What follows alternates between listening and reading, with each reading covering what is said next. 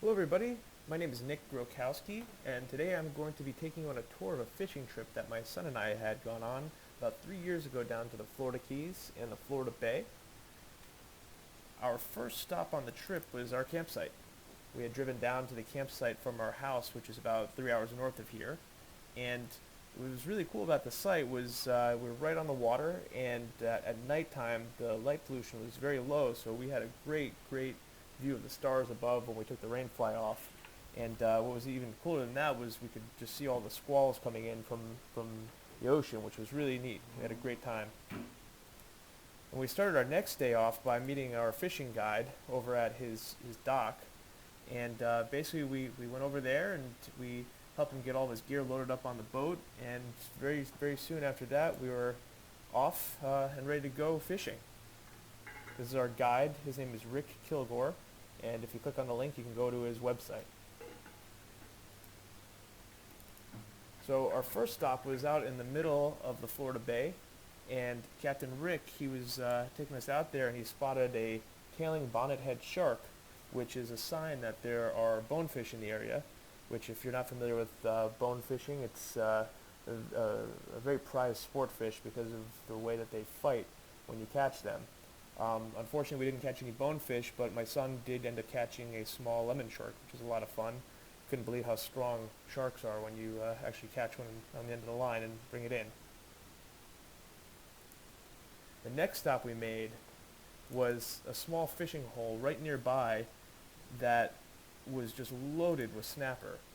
And it was really crazy to see my son. He was 7 years old at the time. He caught about 30 snapper that day. We ended up bringing about 3 of them home, but it was really cool. He had a great time. I didn't really have as much luck as him. I was using the fly rod, so it was a little bit different. But I caught 1 or 2 of them, and it was fun enough for me. But it was really great seeing him have such a wonderful time out there.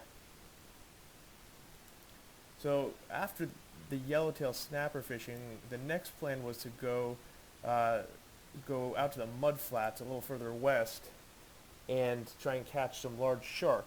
But on the way, we came across a large red drum, and what's really cool, it was in very muddy, murky water, and you could see him finning through the mud, and you could just tell he was a really large fish.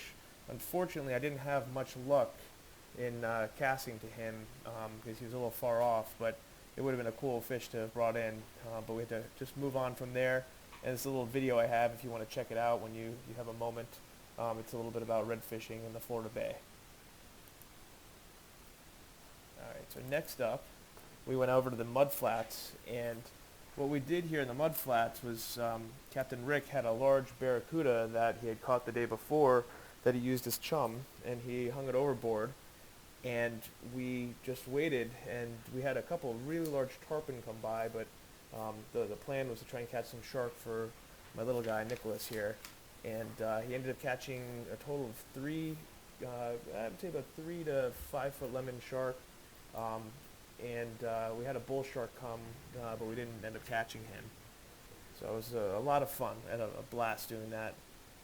And then at that point, I was just kind of heading back home, and we stopped off at a couple of little mangrove islands on the way, and caught a few barracuda while my little guy was sleeping, and then we saw a couple of tarpon laid up under the mangroves, and I tried a few casts at them, but my fly casting skills are not good enough, and I landed the fly on top of them, and unfortunately they swam off, and I spooked them. So that was that for the tarpon. And like the redfish, here's a little video of tarpon fishing in Florida Bay as well, which is a really action-packed fish if you haven't seen someone fishing for tarpon before.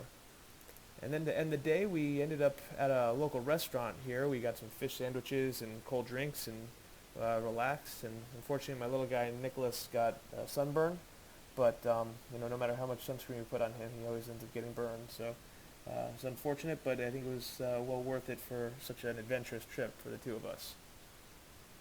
Right, and an overview one more time of everything.